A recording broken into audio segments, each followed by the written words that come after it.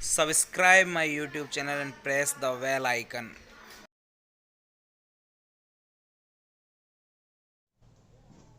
Hello बच्चों, आज हम स्टार्ट करने जा रहे हैं केमिस्ट्री का बहुत ही important topic general organic chemistry. ये केमिस्ट्री के लिए बहुत ही इम्पोर्टेंट टॉपिक है और ऐसा शायद ही कोई ऑर्गेनिक का चैप्टर हो जहाँ पर इसका यूज नहीं होता हो। तो जर्नल ऑर्गेनिक केमिस्ट्री चाहे आईआईटी का एग्ज़ाम दो आप, चाहे नीट का एग्ज़ाम दो या किसी और कंपटीशन का एग्ज़ाम दो, सभी में ये क्वेश्चन हमेशा देता है और इससे बहुत ही इम्पोर्टेंट क्वेश्चन निकल के आते हैं। देखो इसमें हम क्या क्या पढ़ेंगे। टॉपिक का नाम है हमारा जनरल ऑर्गेनिक केमिस्ट्री, जीओसी। देखो सबसे पहले हमें यहाँ पर पढ़ने होंगे कुछ इलेक्ट्रॉन डिस्प्लेसमेंट इफेक्ट।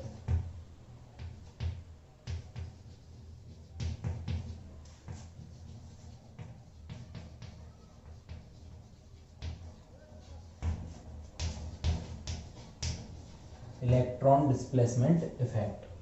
अब ये इलेक्ट्रॉन डिस्प्लेसमेंट इफेक्ट जो होते हैं वो दो प्रकार के होते हैं। एक होता है परमानेंट इफेक्ट और दूसरे होते हैं आपके temporary effect.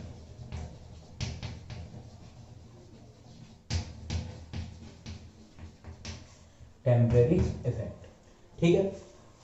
Electron displacement effect में पहला जो परमानेंट इफेक्ट होता है उसमें हम सबसे इंपॉर्टेंट चीज पढ़ेंगे इंडक्टिव इफेक्ट। दूसरा मोस्ट इंपॉर्टेंट इफेक्ट अपन को पढ़ना है रेजोनेंस।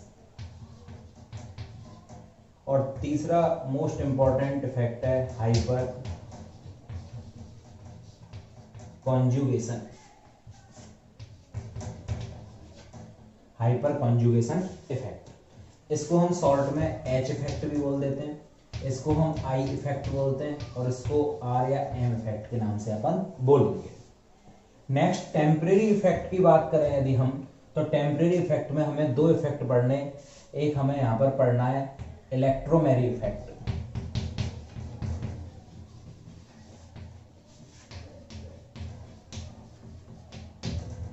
इलेक्ट्रोमेरी इफेक्ट और एक होता है इंडक्टोमेरी इफेक्ट।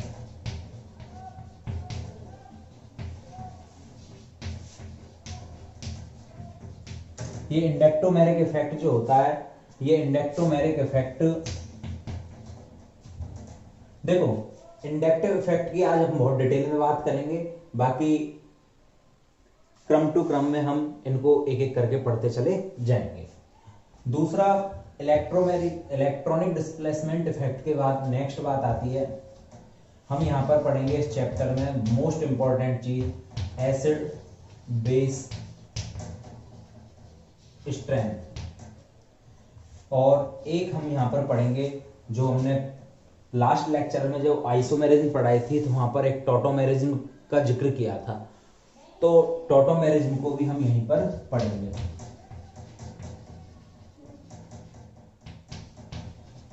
टॉटोमेरिज्म की स्टडी भी अपन को यहीं पर कर रहे हैं। तो सबसे इंपॉर्टेंट चैप्टर है केमिस्ट्री के लिहाज से, और यहीं पर हम सीखेंगे किसी कंपाउंड की स्टेबिलिटी कैसे निकाली जाती है। कोई कंपाउंड रिएक्ट करेगा तो किन इफेक्ट के कारण वो रिएक्ट करेगा और कैसे उसकी एसिडिक प्रॉपर्टी होगी, कैसे उसकी बेसिक प्रॉपर्टी होगी, एसिडिक स्ट्रेंथ का क्रम क्या होगा, बेसिक स्ट्रेंथ का क्रम क्या होगा, इन सभी चीजों की स्टडी अपन इस चैप्टर में करेंगे। तो देखो सबसे पहले बात आती है, आज का हमारा पहला टॉपिक है इलेक्ट्रॉनिक डिस्प्लेसमेंट इफेक्ट, और जिसमें हम सबसे पहले परमानेंट इफेक्ट में पहला पढ़ने वाले हैं इंडक्टिव इफेक्ट। तो ये इंडक्टिव इफेक्ट होता क्या है, देखो ध्यान से समझना, बहुत ही इंपॉर्टेंट है। आज मैं केवल इसके क्लासिफिकेशन की ही बात कर पाऊंगा, तो हमारा मेनली टॉपिक है आज इंडक्टिव इफेक्ट।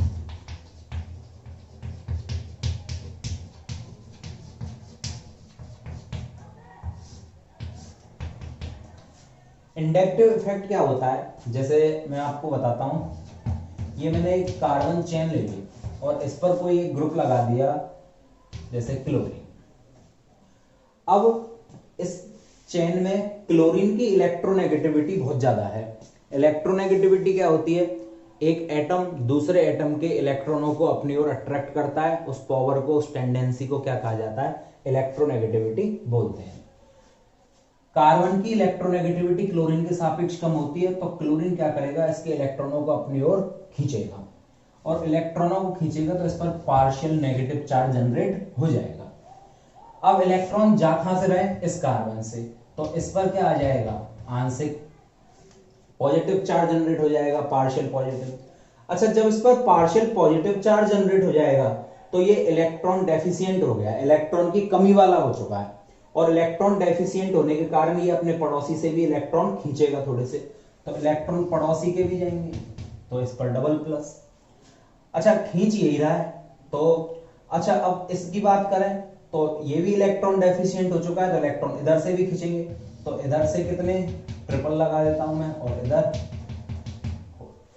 तो कुल मिलाकर क्या है कि सबसे ज्यादा धमाका जो हुआ है वो इस पोजीशन पर हुआ है, ठीक है। यहां से इलेक्ट्रॉन सबसे स्पीड से जा रहे हैं क्लोरीन की तरफ। जैसे ही मैं यहां से यहां पहुंचा तो इलेक्ट्रॉनों की जो डिस्प्लेसमेंट है वो थोड़ी सी क्या हो चुकी है? कम। यहां से यहां जाने पर और कम, यहां से यहां जाने पर और कम।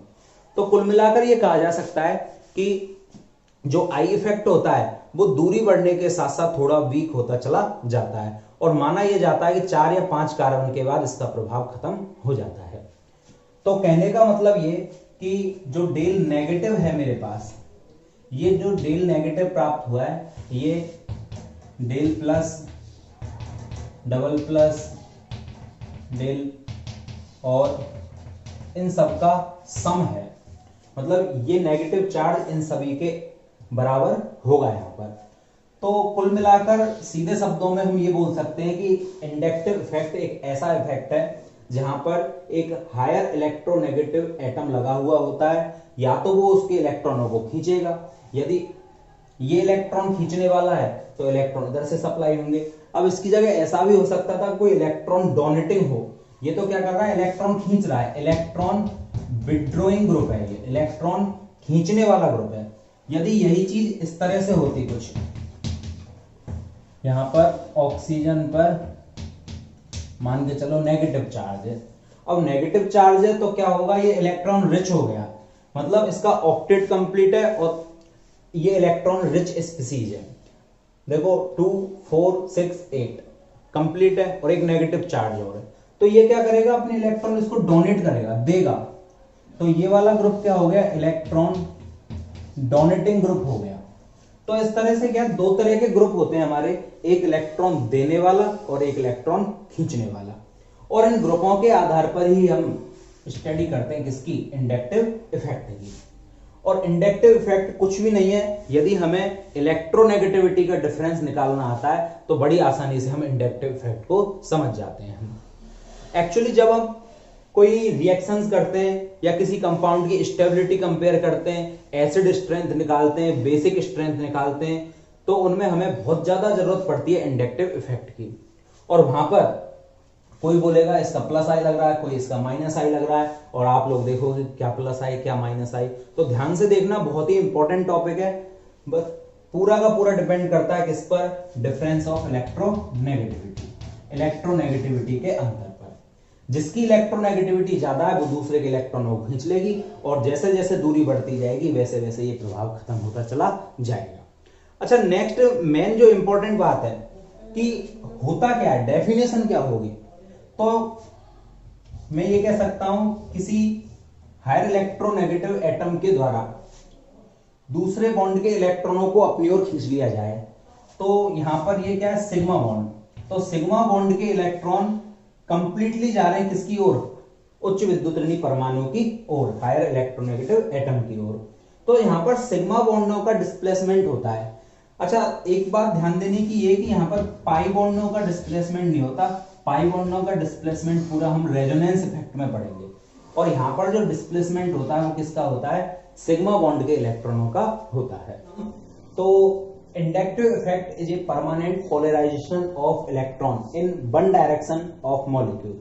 किसी मॉलिक्यूल में इलेक्ट्रॉनों की जो शिफ्टिंग होती है वो एक ही डायरेक्शन में होती है। यहां पर जैसे कार्बन चेन है और कार्बन चेन से क्लोरीन यहां पर लगा हुआ है, तो ये सब इलेक्ट्रॉन इस डायरेक्शन में क्या होंगे? चले जाएंगे। और कोई ग्रुप यदि इस तरह से लगा हुआ है, कोई इलेक्ट्रॉन डोनेटिंग ग्रुप हो जैसे O नेगेटिव N नेगेटिव, तो इलेक्ट्रॉनों की शिफ्टिंग पूरी इधर होती चली जाएगी। तो ये क्या, एक ही डायरेक्शन में इलेक्ट्रॉनों की शिफ्टिंग होती है, ये वन डायरेक्शन इफेक्ट होता है। दूसरी बात, this effect is transfer only through sigma bond, ये केवल सिग्मा बॉन्ड के इलेक्ट्रॉनों को ही क्या करता है, ट्रांसफर करता है, पाई बॉन्ड के इलेक्ट्रॉन इसमें ट्रांसफर नहीं होते हैं। ये केवल सिग्मा बॉन्ड पर आधारित इफेक्ट है। I effect is distance depending effect, I effect जो होता है वो दूरी पर डिपेंड करता है, डिस्टेंस पर डिपेंड करता है। जैसे जैसे डिस्टेंस बढ़ती जाएगी इस इफेक्ट की वैल्यू है वो कम होती चली जाएगी। इवन 4 या 5 कार्बन के आगे ये इफेक्ट खत्म सा हो जाता है। आई इफेक्ट जो होता है वो 2 प्रकार का होता है। इसको यदि हम क्लासिफाई करें तो आई इफेक्ट को हम 2 भागों में क्लासिफाई कर सकते हैं। कौन कौन से 2 भाग होते हैं आई इफेक्ट के? पहला होता है प्लस आई इफेक्ट और दूसरा होता है माइनस आई इफेक्ट। अब प्लस आई इफेक्ट जो होता है, इस प्लस आई इफेक्ट का मतलब क्या होता है? जैसे ये एक चेन है जिसमें क्लोरीन या कोई हायर इलेक्ट्रोनेगेटिव एटम मैंने यहां पर जोड़ दिया। ये क्या करेगा, ये इलेक्ट्रॉनों को खींचेगा क्योंकि इसकी इलेक्ट्रोनेगेटिविटी क्या होती है, ज्यादा।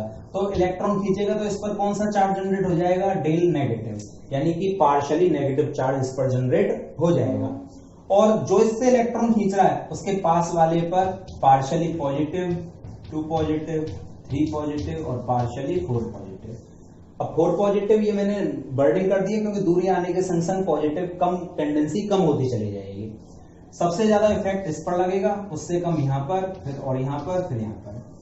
तो इस तरह से एक ऐसा ग्रुप लगा हुआ है जो इस चेन से या श्रृंखला से इलेक्ट्रॉनों को खींच रहा है, अपनी ओर ले रहा है। तो इसको बोला जाता है इलेक्ट्रॉन विड्रॉइंग ग्रुप, कि एक ऐसा ग्रुप है जो इलेक्ट्रॉन को विड्रॉल कर रहा है, ले रहा है।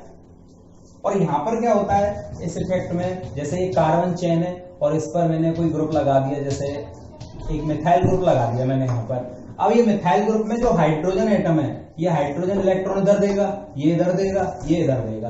अब यहां से इस पूरे पर क्या होगा, इलेक्ट्रॉन आने के कारण कार्बन पर इलेक्ट्रॉन रिच हो जाएगा ये, और इलेक्ट्रॉन रिच होने के कारण अब यहां पर इस कार्बन पर इलेक्ट्रॉन की टेंडेंसी आने लग जाएगी और इस तरह से इस पर इलेक्ट्रॉन आने लग जाएंगे। तो ये ग्रुप यहां पर क्या है, इलेक्ट्रॉन देने का काम कर रहा है, इस कारण इसे ई इलेक्ट्रॉन डोनेटिंग ग्रुप हम यहां पर बोलेंगे। तो हम यहां पर इलेक्ट्रॉन विड्रॉइंग ग्रुप और इलेक्ट्रॉन डोनेटिंग ग्रुप की बात अब करते हैं। कुछ एग्जांपल्स की सहायता से हम चेक करते हैं कि किसका माइनस आई इफेक्ट ज्यादा होगा और किसका माइनस आई इफेक्ट कम होगा। इलेक्ट्रोनेगेटिविटी डिफरेंस के आधार पर हमें यह निकालना आना चाहिए कि कौन ज्यादा माइनस आई इफेक्ट शो करता है और कौन कम माइनस आई इफेक्ट शो करेगा। हालांकि इसकी एक सीरीज भी दी जाती है जो बुक्स वगैरह में लिखी हुई होती है, उसकी भी अपन बात करेंगे, लेकिन पहले हम चेक करके देखते हैं किसका ज्यादा और किसका कम। देखो अब हेलोजेंस ग्रुप है मेरे पास 1 नंबर पर, फ्लोरीन, क्लोरीन, ब्रोमीन और आयोडीन। अब हमें पता है फ्लोरीन की इलेक्ट्रोनेगेटिविटी सबसे ज्यादा होती है, क्लोरीन की उससे कम, ब्रोमीन की उससे कम, आयोडीन की उससे कम। जैसे ही हम टॉप टू बॉटम जाते हैं पीरियोडिक टेबल में, तो आवर्त सारणी में ऊपर से नीचे आने पर विद्युत ऋणता के मानों में क्या आने लग जाती है, कमी आने लग जाती है, इलेक्ट्रोनेगेटिविटी घटती है। तो जिसकी इलेक्ट्रोनेगेटिविटी ज्यादा वो सबसे ज्यादा इलेक्ट्रॉन विड्रॉल करेगा, खींचेगा, और जो जितने ज्यादा इलेक्ट्रॉन विड्रॉल करेगा उसका आई इफेक्ट उतना ही ज्यादा हो जाएगा, माइनस आई। तो सबसे ज्यादा फ्लोरीन, फिर क्लोरीन, ब्रोमीन और फिर आयोडीन। इनमें आगे जब सबको एक साथ लिखेंगे तो उस समय क्रम कुछ और होगा, ठीक है। ऐसे ऑर्डर का क्वेश्चन कभी नहीं पूछा जाता, क्वेश्चन कैसे आते हैं वो मैं बाद में आपको बताऊंगा। पहले हम इनका ऑर्डर निकालना सीख लेते हैं।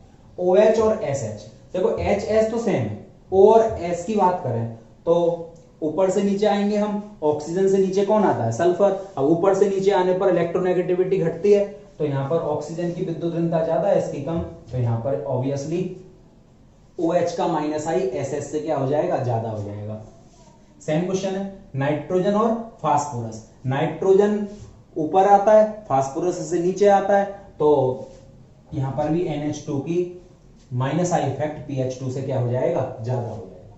चलो इंपॉर्टेंट चीज है ये वाली, यहां पर नाइट्रोजन से 3 हाइड्रोजन ग्रुप जुड़े हुए हैं, यहाँ पर दो ही हाइड्रोजन ग्रुप जुड़े हुए हैं। अब देखो इस नाइट्रोजन पर एक पॉजिटिव चार्ज है और यहाँ पर एक लोन पेयर है, तो कौन इलेक्ट्रॉन खींचने की टेंडेंसी ज्यादा दर्शाएगा? तो देखो पॉजिटिव चार्ज होने के कारण ये इलेक्ट्रॉन डेफिशिएंट हो चुका है, इलेक्ट्रॉन की कमी वाला हो चुका है। और जब इसके पास इलेक्ट्रॉन की कमी है तो ये क्या करेगा, तुरंत अपने आप को इलेक्ट्रॉन रिच बनाएगा, क्योंकि मोर इलेक्ट्रोनेगेटिव एटम तो है। अब इस सिचुएशन में ये क्या, तुरंत दूसरे के इलेक्ट्रॉन को खींचता है, तो NH3 मोर इलेक्ट्रोनेगेटिव हो जाता है किससे, NH2 की तुलना में। तो NH3 जिस किसी पर भी एक, जैसे एक नाइट्रोजन पॉजिटिव वाला और एक नाइट्रोजन नॉर्मल, तो पॉजिटिव वाला अपने नॉर्मल वाले की तुलना में मोर इलेक्ट्रोनेगेटिविटी शो करेगा यहाँ पर, और माइनस आई इफेक्ट ज्यादा दर्शाएगा। देखो नाइट्रोजन नाइट्रोजन सेम है, यहाँ पर 2 ऑक्सीजन, यहाँ पर 1 ऑक्सीजन। अब 2 ऑक्सीजन होने से क्या है, देखो ये वाले ग्रुप तो सेम ही हो गए, तो यहां से तो कोई फर्क पड़ नहीं रहा है। अब इसमें देखो आप नाइट्रोजन से कौन जुड़ रहा है, ऑक्सीजन। ऑक्सीजन की इलेक्ट्रोनेगेटिविटी ज्यादा होती है, और इलेक्ट्रोनेगेटिविटी ज्यादा है तो ये इलेक्ट्रॉन यहां से खींचेगा, और इलेक्ट्रॉन खींचेगा तो इस पर पॉजिटिव चार्ज जनरेट करेगा। जबकि ये ग्रुप सेम है तो यहां से तो सेम ही होगा। अब यहां से एक्स्ट्रा कोई नहीं है खींचने वाला, तो यहां पर इलेक्ट्रॉन डेफिशिएंट ये ज्यादा हो जाएगा, तो इसका माइनस आई इफेक्ट इसकी तुलना में कैसा होगा, ज्यादा होगा। चलो बात करते हैं यहां पर। अच्छा हमें पता है आवर्त सारणी में सबसे ज्यादा इलेक्ट्रोनेगेटिव एटम होते कौन से हैं, फ्लोरीन, ऑक्सीजन और नाइट्रोजन। तो फ्लोरीन की सबसे ज्यादा विद्युत ऋणता, ऑक्सीजन की उससे कम और नाइट्रोजन की सबसे कम। तो लेफ्ट टू राइट जाने पर इलेक्ट्रोनेगेटिविटी बढ़ती है, और जिसकी इलेक्ट्रोनेगेटिविटी ज्यादा वो इलेक्ट्रॉनों को सबसे ज्यादा विड्रॉल करेगा। तो फ्लोरीन सबसे ज्यादा, OH उससे कम और NH2 सबसे कम हो जाएगा। SH और Cl सेम केस ही हो गया। सल्फर के बाद में कौन आता है, क्लोरीन आता है, और क्लोरीन की इलेक्ट्रोनेगेटिविटी सल्फर से ज्यादा होती है, बाएं से दाएं जाने पर इलेक्ट्रोनेगेटिविटी बढ़ती है। तो सल्फर वाला कम इलेक्ट्रोनेगेटिव है और क्लोरीन वाला ज्यादा है, तो यहां पर ऑर्डर क्या हो जाएगा, क्लोरीन का। चलो यहां पर बात करते हैं, बहुत ही अच्छा क्वेश्चन है। देखो यहां से देखो triple bond, double bond, single bond, यहां पर हाइब्रिडाइजेशन निकालें तो मैंने आपको बताया हुआ है, यदि कार्बन पर एक भी ट्रिपल बॉन्ड आ जाता है तो वहां पर हाइब्रिडाइजेशन sp, कार्बन पर एक भी डबल बॉन्ड आ जाए तो वहां पर sp2, और एक भी डबल बॉन्ड नहीं आए तो वहां पर sp3। अब यहां पर परसेंटेज करेक्टर देखते हैं। S परसेंटेज करेक्टर कितना होगा, 50%, 50 यहां पर टोटल 3 हो गए, दो तो p ऑर्बिटल्स हो गए और एक s ऑर्बिटल हो गया। तो यहां पर S करेक्टर कितने आएंगे, यहां पर आएंगे 33.33, और यहां पर S करेक्टर टोटल 3 और 1 4, 100 में दोगे आप तो 25, तो 50%, 33.33% और यहां पर 25%।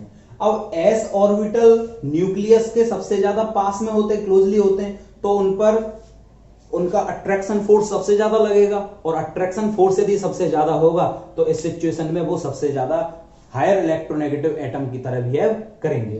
तो इस कारण साइनाइड का सबसे ज्यादा हो जाएगा और इनका और कम हो जाएगा। तो C ट्रिपल बॉन्ड इनका सबसे ज्यादा, इससे कम इसका और इससे कम इसका।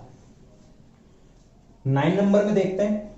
देखो ये दोनों ग्रुप तो सेम है, यहां पर H लगा हुआ है और यहां पर Cl लगा हुआ है, और Cl मोर इलेक्ट्रोनेगेटिव है किसकी तुलना में, H की तुलना में। तो Cl यहां से इलेक्ट्रॉन खींचेगा, तो Cl के कारण इसकी इलेक्ट्रोनेगेटिविटी क्या हो जाएगी, ज्यादा, और इस कारण ये माइनस आई इफेक्ट ज्यादा शो करेगा। क्वेश्चन नंबर 10 में देखते हैं।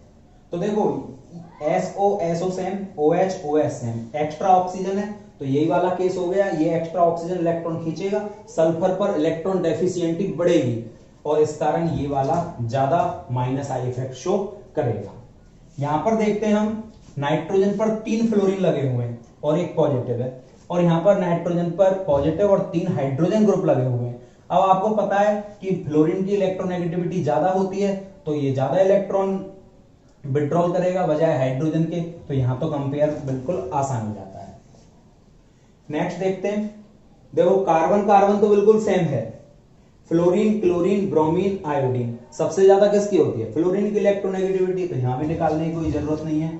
फर्स्ट और लास्ट एग्जांपल बिल्कुल सेम ही हो चुका है। क्वेश्चन नंबर 13 देखो, इंपॉर्टेंट क्वेश्चन है। क्वेश्चन नंबर 13 यहां पर H नाइट्रोजन नाइट्रोजन सेम है, R एल्किल ग्रुप है, चूंकि एल्किल ग्रुप का प्लस आई इफेक्ट होता है, ये मानते हैं सब, लेकिन यहां पर हम देखते हैं कि एल्किल का मतलब क्या है, कम से कम एक कार्बन CH3 ग्रुप, यानी कि मैं ऐसे कुछ इस तरह से मान लूं एक बार के लिए, और बड़ा भी हो सकता है, लेकिन कम से कम कार्बन तो आएगा ही आएगा। और कार्बन यदि वहां आएगा तो नाइट्रोजन और कार्बन, यहां पर भी 2p ऑर्बिटल और यहां पर भी 2p ऑर्बिटल। इसका electronic configuration 1s2 2s2 2p3 और इसका 1s2 2s2 2p2। तो यहां पर भी p ऑर्बिटल और यहां के p ऑर्बिटल आपस में क्या करेंगे, ओवरलैप करेंगे।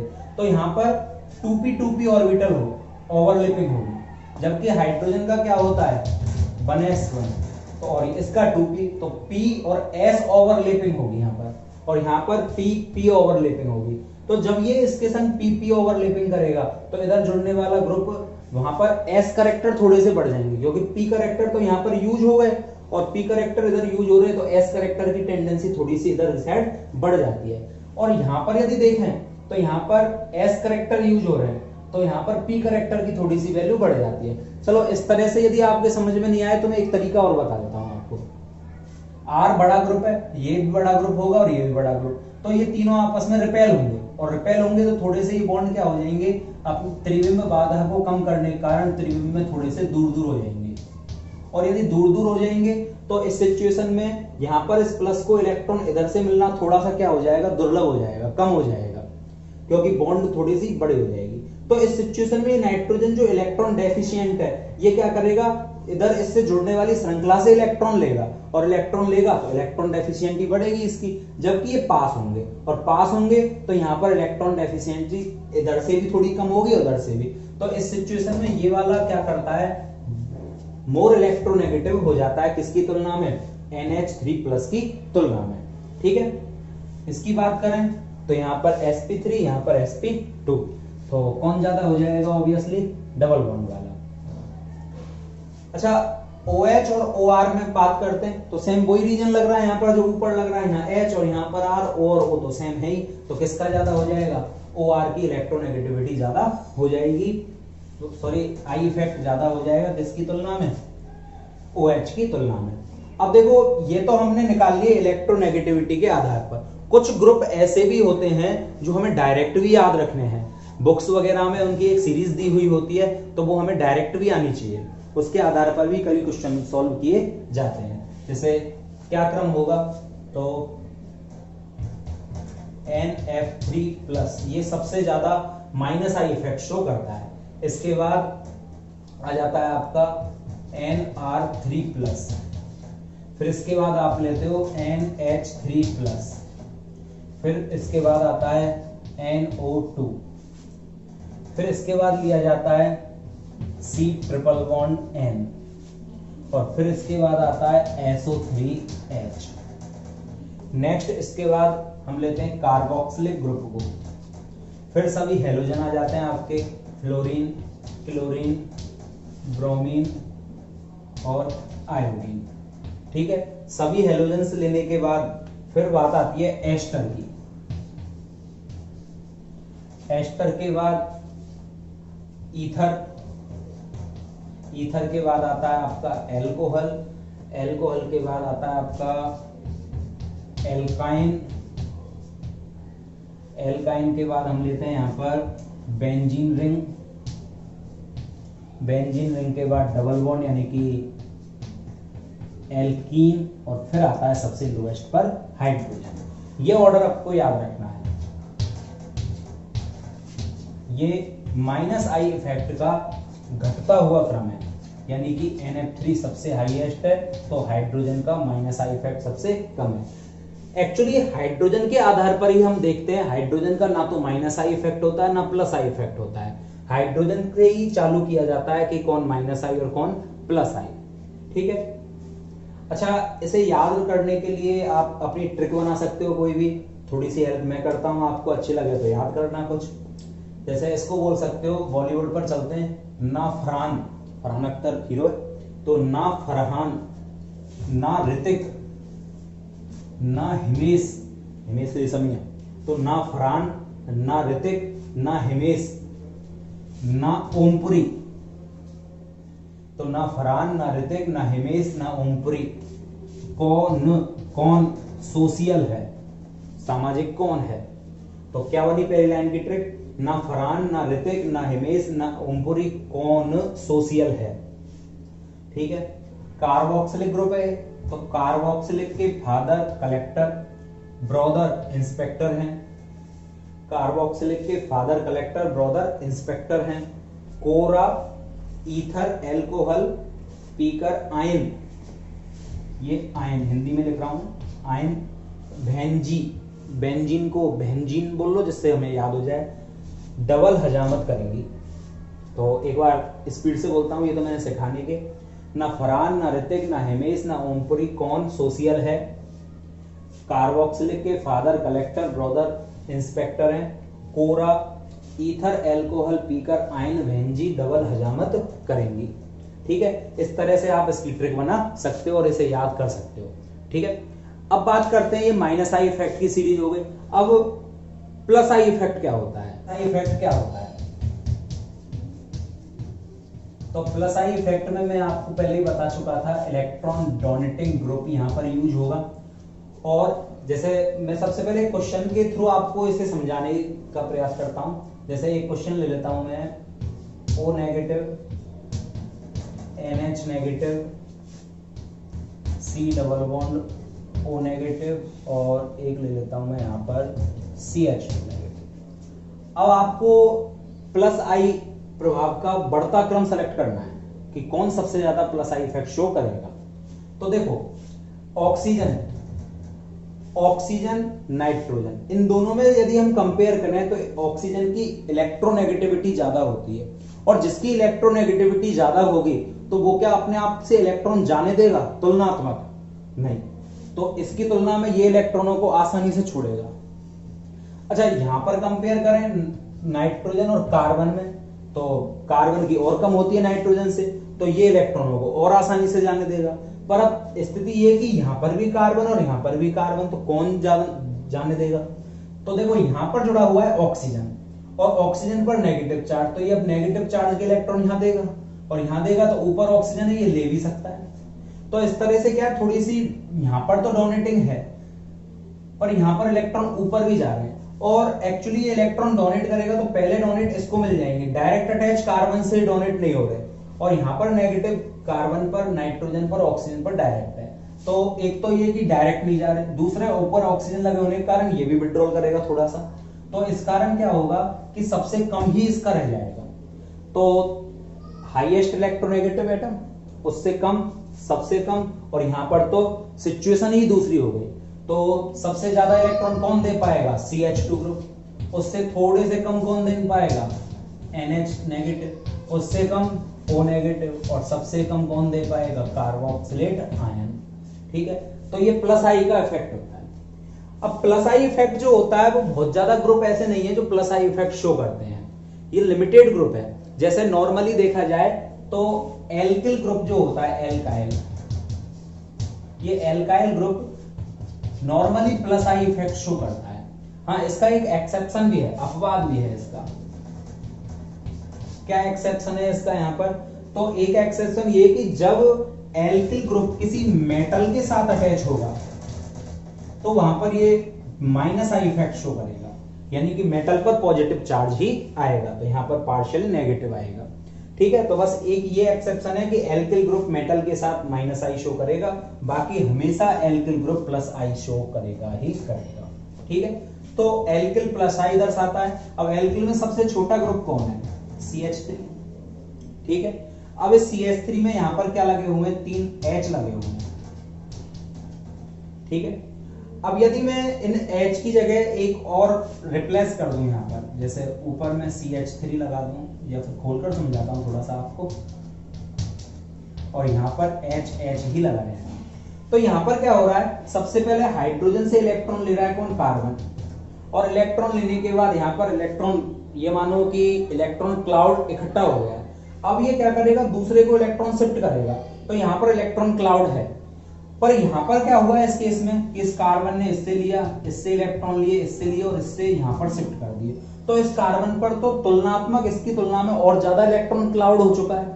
अच्छा, यदि मैं और इसको बढ़ाऊं थोड़ा सा, जैसे ऊपर CH3 लिया, इधर और CH3 ले लो और इधर H रहने दो, तो अब क्या होगा, अब ये तीनों से लेगा और तीनों से लेकर किसको दे देगा, इसको इलेक्ट्रॉन दे देगा। ऐसे ये CH3 ये इलेक्ट्रॉन लेगा यहां से और लेकर इसको दे देगा, और H से जाएंगे तो ये पूरा और भी ज्यादा इलेक्ट्रॉन क्लाउड हो जाएगा।